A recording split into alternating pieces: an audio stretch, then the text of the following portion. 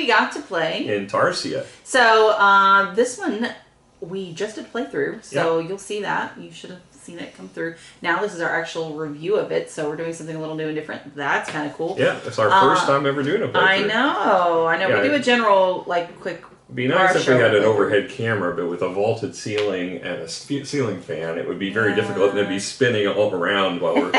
Probably shouldn't mount it to the fan. No. But, so this game is definitely a pattern building game. It's similar to Azul in the fact that you're trying to build a pattern, you're trying to collect cards to turn them into 4 pieces that you're actually going to end up playing on the board. But before we get into it, don't forget to hit that like and subscribe button because board games are amazing, and that's what we do here at Legends of Nirvana. Is it? Yep. Since when? Since the beginning. Okay. All right, Randy. Can you tell us a little bit more about this game? I can. So this is a pre-release. It hasn't come out yet. Cool. This also was the very last game I picked up at Gen Con. So. Well, I'm glad you did. Yeah. So it's a 2024 release. It's coming out September 30th is the target date. Rating on this currently is 7.5, and rank is 10,422. It's a 2 to 4 player game, average length of 40 to 60 minutes. I think you can play it shorter with 2 people. I don't think our video lasted 40 minutes. Age 10 and up. Design is by Michael Kiesling, who's made a lot of these kind of lighter puzzle games. Art is by Lucas Siegmund, published by Deep Print Games and Pegasus Spiele. And it's an abstract puzzle pattern building set collection game. The MSRP on this is a little pricey because you get a bunch of wooden bits. It's $59.95. Card House and Miniature Market both have it on pre-order for $47.99. The cheapest pre-order for it is Atomic Empire at $42.49, but I've never ordered from them, so your results may vary from Atomic Empire. So yeah. All right, so let's dig into quality of components. These wooden bits. Yeah. I'm sorry, they're gorgeous. Yeah. I love that everything, it's just really pretty. I don't know if it's the color selection. The color, well, yeah, I mean, that's more theme, but yeah, I mean, the cardboard's a nice thickness. It doesn't have a linen finish, really. It's smooth. Neither finish. Does the cards. No. They're slick. They're not linen finish. Yeah, they're not the best cards. So they could do something. You probably want to sleeve them. Yeah. But you don't shuffle them. They're all... but there is a lot of handling. Yes. There is a lot of handling. They had an insert for the box that's really well done. You have to put it in together, but once it's in, you never have to mess with it again. And it divides everything up, and they got pictures of all the items at the bottom, so you know exactly where everything goes. And yeah, it's done very nicely. So as far as storage mechanisms go, I like that storage. Mm-hmm. It was an art project I did not mind. All right, I'm actually going to go with an 8. I love the wooden bits. I love the storage, but they kind of, like you said, there's no linen finish. Like it's not, but it's fine. These wooden pieces are gorgeous. Yeah. I think 8's a fair score for it. All right, so moving on to theme. It is pattern, right? Yeah, so it's an abstract. It's just like Azul. You're building a pattern in that sense, but I love the color choices. Yeah. It is so and when you start building the floor, it's just so eye-catching and so pretty. I love the color combos. So is it heavy on theme? No. Am I okay with this? Yes. These are, when they call them tables, these are actual tables. I just realized that. So this is supposed to be, the floor is this giant floor, and these are actual tables that people, so you won't trip over them. Because they got little people and little tables on the side. Did you not realize that? I didn't realize that. I thought, why am I putting these things that are going to cause people to stumble over them on the floor? Because they're actual tables. They're actual tables. If you're stumbling over a table, you're probably like me. So, overall, I'm happy with the color combination and everything, but it's not heavy on theme. But I do love even the art on this background. I love it. Maybe unjustly, I'm giving this an 8 again. It's not heavy on theme, but I love it. It's pretty. Yeah, I think it's probably been more of a 7 just because it is an abstract. It's very hard to get a abstract to have a theme, but it does look beautiful, and I'm going to give it a 7 because of that. Yeah, I know. I'm giving it an 8 because it's that pretty to me. All right, moving on to the actual rule book, Randy. So the rule book is 12 pages long. It has a cover, nice cover.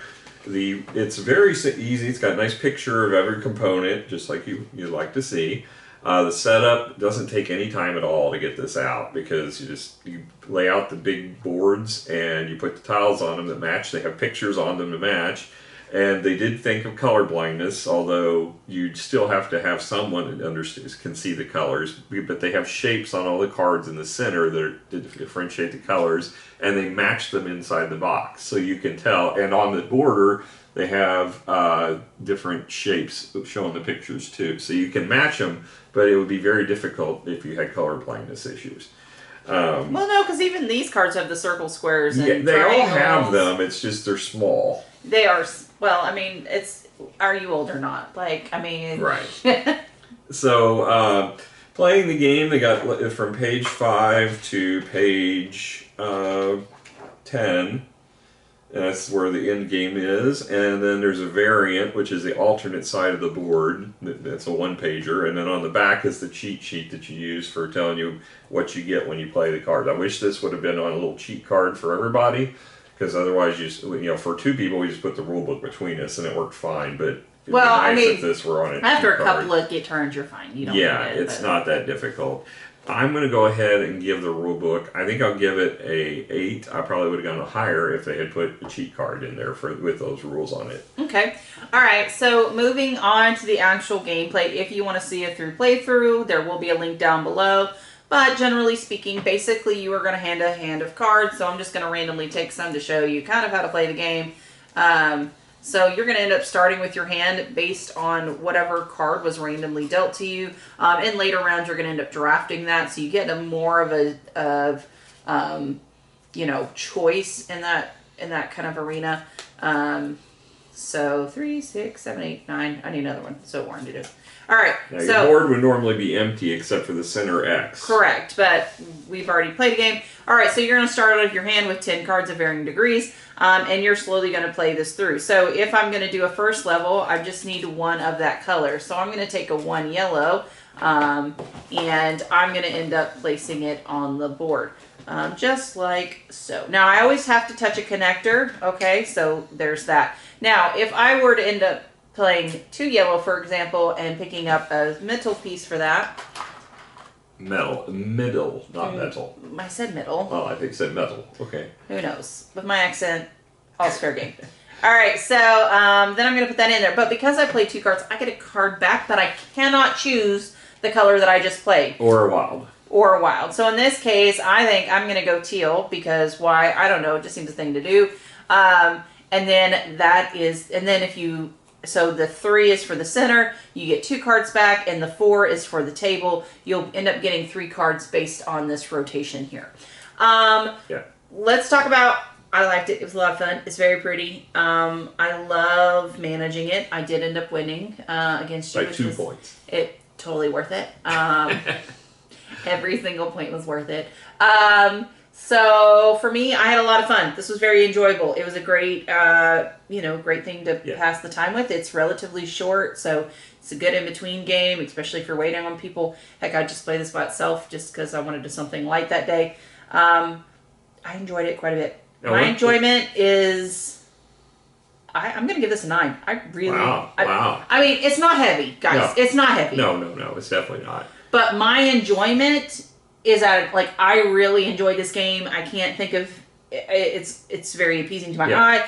I had fun playing. Trying to figure out the tactile element of the building your board with the wooden bits and that are chunky. And then you've got some strategy. With I mean, tools. There's just I really just had fun. Mm-hmm. And this was a very fun game. So for a short game, this was fantastic. I'm giving it a 9. I enjoyed it that much. All right. I'm probably more of an 8 on it. I still think it's fun, and I think you're exactly right. My only concern with it is both games we played. Now, granted, we made some mistakes with the first time we played. They were 2-point span of difference in the score at the end. Now, it could be coincidental. I'm afraid that it might turn out that way regularly. We'll have to play it a few more times to see if we get some more variance in the score. Yeah, but if it's always 2 points, there's no variance in the strategies at that point. Well, okay, maybe. So, I think that, it could be coincidental, so I want to play it some more times to get a feel for it. But I do enjoy it. I like the tactile aspects to it. I like the fact that you have there's more to it than just like Azul, because now you're also matching set patterns and you're collecting sets of tools. So I like all that's added into the gameplay. So there's more to think about than I'm just going to try to collect these tiles and put them on my board. So, and then that's the thing is, if you got some people that are really loving Azul, but you want to stretch them a little bit, this is a good one to kind of stretch them a little bit, because it's got a lot of the same, same kind of feel to it, and the collecting cards, getting so many number, and turning it in for a piece. It's definitely one I'm glad I picked up. I was just watching over people as they were playing it, and I didn't know much about the gameplay, but I'm like, those pieces are gorgeous. Absolutely, they are. And it's a puzzle game. I'm sold. I mean, these are just so pretty. All right, guys. Well, thank you so much for joining us. We had an absolute blast today. Hopefully, you'll come hang out with us again. We'll catch you guys later. Bye.